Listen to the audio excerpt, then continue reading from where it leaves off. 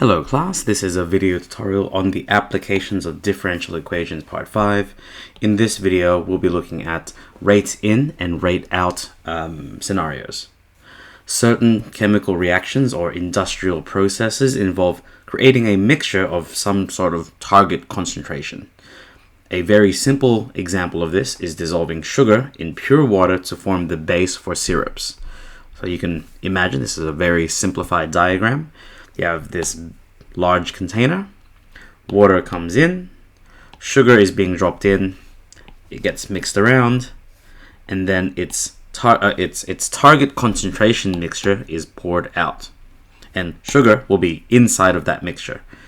It can be made more challenging if rather than pure sugar falling in, it's water going in that has sugar already dissolved into it.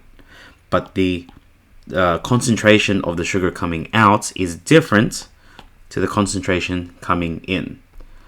So rate in, rate out scenarios become difficult due to all of these processes happening simultaneously and the degree of comprehension of the scenario required. However, if we carefully model the scenario, it can be represented as a simple differential equation. So the key things to look for are these. So we need to find some equation for the volume of liquid at time t. We make a equation for the concentration of whatever dissolved material we're working with. So in this case, we just say Q is the mass of sugar.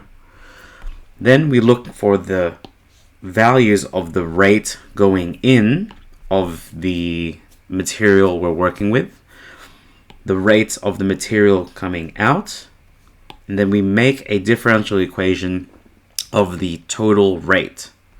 From these, we create a differential equation, and then we can apply all our techniques that we've learned prior. Now, there are 3 scenarios that we will actually work more deeply with, where there is a constant volume, or there's no rate coming in, or no rate coming out. These 3 scenarios are ones where we can actually solve the differential equation and continue working with it. But there will be one scenario where all we can do is model the differential equation and not integrate it.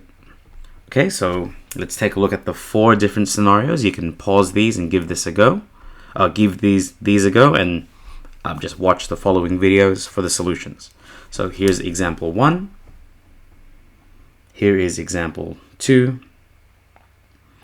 Here's example 3. This one's a very extensive one. I'll try to zoom out as much as I can. There it is, example 3.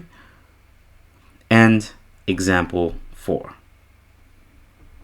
All right, so that's just an introduction to this. I'll see you in the next video where we solve this first example. See you then. Best of luck.